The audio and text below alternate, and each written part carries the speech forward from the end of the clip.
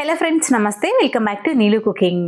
ಇವತ್ತಿನ ವಿಡಿಯೋದಲ್ಲಿ ನಾನು ನಿಮಗೆ ಅವರೆಕಾಳಿನಲ್ಲಿ ಬಸ್ಸಾರ್ನ ಹೇಗೆ ಮಾಡ್ಕೊಳ್ಳೋದು ಅಂತ ತೋರಿಸ್ತಾ ಇದ್ದೀನಿ. ಅದು ಕೂಡ ಹಳ್ಳಿ ಶೈಲಿಯಲ್ಲಿ ತುಂಬಾನೇ ರುಚಿಯಾಗಿ, ಸಿಂಪಲ್ ಆಗಿ, ಒಂದು ಒಳ್ಳೆ ಫ್ಲೇವರ್ಫುಲ್ ಆಗಿ ಈ ಬಸ್ಸಾರ್ನ ಹೇಗೆ ಮಾಡ್ಕೊಳ್ಳೋದು ಅಂತ ನೋಡೋಣ. ಮೊದಲನೇದಾಗಿ ನಾವು ಅವರೆಕಾಳನ್ನ ಬೇಯಿಸ್ಕೊಳ್ಬೇಕಾಗತ್ತೆ. ಈ ರೀತಿ ನಾನಿಲ್ಲಿ ಒಂದು ಬೌಲ್ ಆಗುವಷ್ಟು ಅವರೆಕಾಳನ್ನ ತಗೊಂಡು ಚೆನ್ನಾಗಿ ತೊಳೆದು ಒಂದು ಪಾತ್ರೆಯಲ್ಲಿ ಹಾಕೊಂಡಿದ್ದೀನಿ.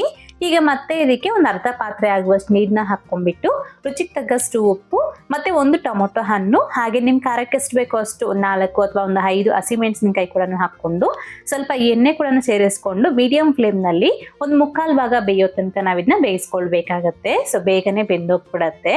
ಇದು ಬೇಯೋಷ್ಟರಲ್ಲಿ ಇನ್ನೊಂದ್ ಕಡೆ ನಾವು ಈರುಳ್ಳಿ ಹಾಗೇನೆ ಈ ಬೆಳ್ಳುಳ್ಳಿನ ಸುಟ್ಕೋಬೇಕಾಗತ್ತೆ. ಈ ರೀತಿ ನಾವು ಸುಟ್ಟಿ ಮಾಡೋದ್ರಿಂದ ತುಂಬಾನೇ ರುಚಿಯಾಗಿ ಬರುತ್ತೆ ಸಾರಂತೂ. ಒಂದ್ಸತಿ ಮಿಸ್ ಮಾಡದೆ ಟ್ರೈ ಮಾಡಿ. ಸೊ ಈ ರೀತಿ ಚೆನ್ನಾಗಿ ಸುಟ್ಕೋಬೇಕು. ಅದು ಕೂಡ ಸ್ವಲ್ಪ ಮೀಡಿಯಂ ಫ್ಲೇಮ್ ನಲ್ಲೇನೆ ಸುಟ್ಕೊಳ್ಳಿ, ಹಾಗೆ ಟೇಸ್ಟ್ ತುಂಬಾ ಚೆನ್ನಾಗಿ ಬರುತ್ತೆ. ಈರುಳ್ಳಿ ಮತ್ತೆ ಬೆಳ್ಳುಳ್ಳಿ ಬೇಯಬೇಕು ಒಳಗಡೆ. ಬೆಳ್ಳುಳ್ಳಿ ಅಂತೂ ತುಂಬಾ ಬೇಗನೆ ಬೆಂದೋಗ್ಬಿಡತ್ತೆ. ನೋಡ್ಕೊಂಡು ಇದನ್ನ ಈ ರೀತಿ ಸುಟ್ಕೊಂಡು ತಗೋಬೇಕು.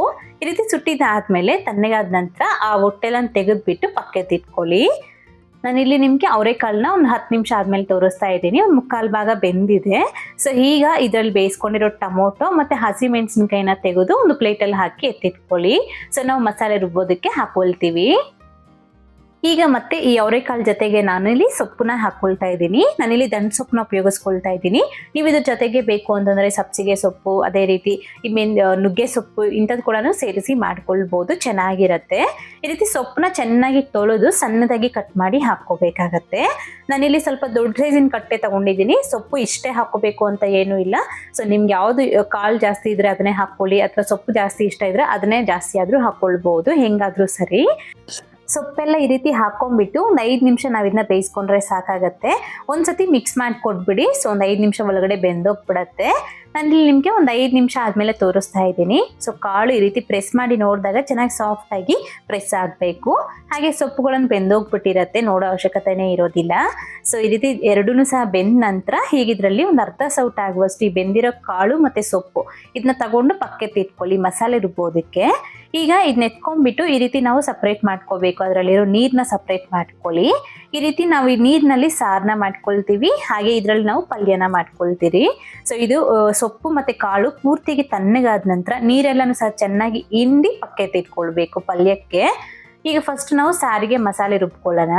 ಹಾಗಾಗಿ ಈ ರೀತಿ ಒಂದು ಚಿಕ್ಕ ಕಡಾಯಿನಲ್ಲಿ 1 ಟೀ ಸ್ಪೂನ್ ಆಗುವಷ್ಟು ಜೀರಿಗೆ ಮತ್ತೆ ಒಂದು ಅರ್ಧ ಟೀ ಸ್ಪೂನ್ ಆಗುವಷ್ಟು ಮೆಣಸು ಇವೆರಡೂ ಸಹ ಹಾಕೊಂಡ್ಬಿಟ್ಟು ಸುಮ್ಮನೆ ಬೆಚ್ಚಗೆ ಮಾಡ್ಕೊಂಡು ತಗೊಳ್ಳಿ. ಈ ರೀತಿ ನಾವು ಸ್ವಲ್ಪ ಹುರಿದು ಮಾಡೋದ್ರಿಂದ ರುಚಿಯಾಗಿ ಬರುತ್ತೆ ಸಾರು. ಈ ತರ ಸ್ವಲ್ಪ ಬೆಚ್ಚಗಾದ ನಂತರ ಇದು ಕೂಡ ಎತ್ಕೊಂಡು ಈ ರೀತಿ ನೋಡಿ ಈ ಪ್ಲೇಟ್ಗೆ ಹಾಕೊಳ್ಬೇಕು. ನಾವು ಇಲ್ಲಿ ಬೇಯಿಸ್ಕೊಂಡಿರೋ ಟೊಮೊಟೊ ಮತ್ತೆ ಹಸಿಮೆಣಸಿನಕಾಯಿ ಮತ್ತೆ ಕಾಳು ಮತ್ತೆ ಸೊಪ್ಪು ಇಷ್ಟನ್ನ ಹಾಕೊಂಡಿದೀವಿ. ಮತ್ತೆ ಅದ್ರ ಜೊತೆಗೆ ಒಂದು ಸುಟ್ಕೊಂಡಿರೋ ಈರುಳ್ಳಿ ಮತ್ತೆ ಬೆಳ್ಳುಳ್ಳಿ, ಹಾಗೆ ಒಂದು 4-5 ಟೇಬಲ್ ಸ್ಪೂನ್ ಆಗುವಷ್ಟು ಹಸಿ ಕಾಯಿ ತುರಿ, ಹಾಗೆ ನಾವು ಹುರ್ಕೊಂಡಿರೋ ಜೀರಿಗೆ ಮತ್ತೆ ಮೆಣಸು, ಹಾಗೆ ಸ್ವಲ್ಪ ಹುಣಸೆ ಹಣ್ಣು, ಮತ್ತೆ ಒಂದು 4-5 ಪೀಸ್ ಆಗುವಷ್ಟು ಹಸಿ ಬೆಳ್ಳುಳ್ಳಿ, ಹಾಗೇನೆ ಒಂದು ಹಿಡಿ ಆಗುವಷ್ಟು ಕೊತ್ತಂಬರಿ ಸೊಪ್ಪು. ಸೊ ಇಷ್ಟೆಲ್ಲ ಹಾಕೊಂಡು ನೈಸಾಗಿ ರುಬ್ಬಿ ಮಸಾಲೆನ ರೆಡಿ ಮಾಡ್ಕೊಳ್ಬೇಕು. ಈ ಪ್ಲೇಟಲ್ಲಿ ಏನೇನು ಕಾಣಿಸ್ತಿದೆಯೋ ಸೊ ಅದೆಲ್ಲನೂ ಸಹ ಹಾಕೊಂಡು ನೈಸಾಗಿ ರುಬ್ಬಿದಾದ್ಮೇಲೆ ನಮಗೆ ಮಸಾಲೆ ರೆಡಿ ಆಗತ್ತೆ. ಈಗ ನಾವು ಸಾರಿಗೆ ಒಗ್ಗರಣೆಗೋಸ್ಕರ ಒಂದು ಪಾತ್ರೆಯಲ್ಲಿ ಅಥವಾ ಕಡಾಯಿನಲ್ಲಿ 1-2 ಟೀ ಸ್ಪೂನ್ ಆಗುವಷ್ಟು ಎಣ್ಣೆಗೆ ಸ್ವಲ್ಪ ಸಾಸಿವೆನೆ ಹಾಕೊಂಡು ಫ್ರೈ ಆದ ನಂತರ ಇದಕ್ಕೆ ಕರಿಬೇವಿನ ಸೊಪ್ಪು ಮತ್ತೆ ಒಂದು 4-5 ಪೀಸ್ ಆಗುವಷ್ಟು ಬೆಳ್ಳುಳ್ಳಿನ ಜಸ್ಟ್ ಕ್ರಶ್ ಮಾಡಿ ಹಾಕೊಂಡ್ಬಿಟ್ಟು ಫ್ರೈ ಆದ ನಂತರ ಇದಕ್ಕೆ ನಾವು ರುಬ್ಬಿಟ್ಟಿಟ್ಕೊಂಡಿರೋ ಮಸಾಲೆನ ಹಾಕೊಳ್ಬೇಕು. ಈ ತರ ಮಸಾಲೆ ಹಾಕೊಂಡು ಜಸ್ಟ್ ಒಂದೇ 1 ನಿಮಿಷ ಫ್ರೈ ಮಾಡ್ಕೊಳ್ಳಿ. ಅದಾದ್ಮೇಲೆ ಇದಕ್ಕೆ ನಾವು ಈ ಸೊಪ್ಪು ಮತ್ತೆ ಕಾಳನ್ನ ಬೇಯಿಸ್ಕೊಂಡಿದೀವಲ್ಲ, ಸೊ ಆ ನೀರು ಸಪ್ರೇಟ್ ಮಾಡ್ಕೊಂಡಿದೀವಿ. ಆ ನೀರ್ನ ಇದಕ್ಕೆ ನಾವು ಹಾಕೊಳ್ಬೇಕು.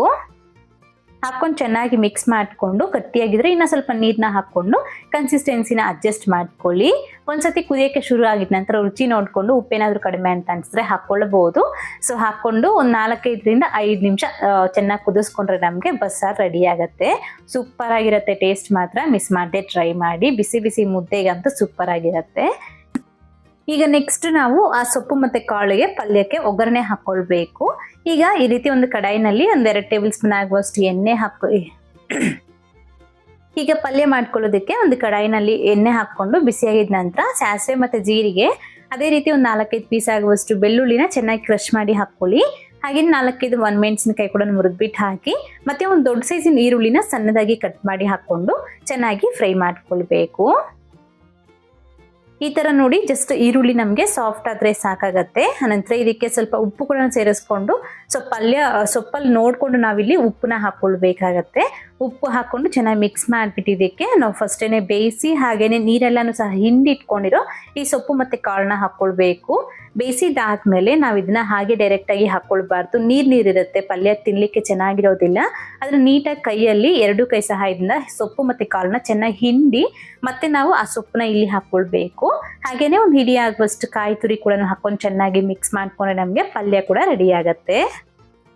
ಅಷ್ಟೇ, ನಮಗೆ ಬಸ್ಸಾರಂತೂ ರೆಡಿ ಆಗಿಬಿಟ್ಟಿದೆ. ಈ ವಿಧಾನದಲ್ಲಿ ಟ್ರೈ ಮಾಡಿ, ತುಂಬಾನೇ ಚೆನ್ನಾಗಿ ಬರುತ್ತೆ.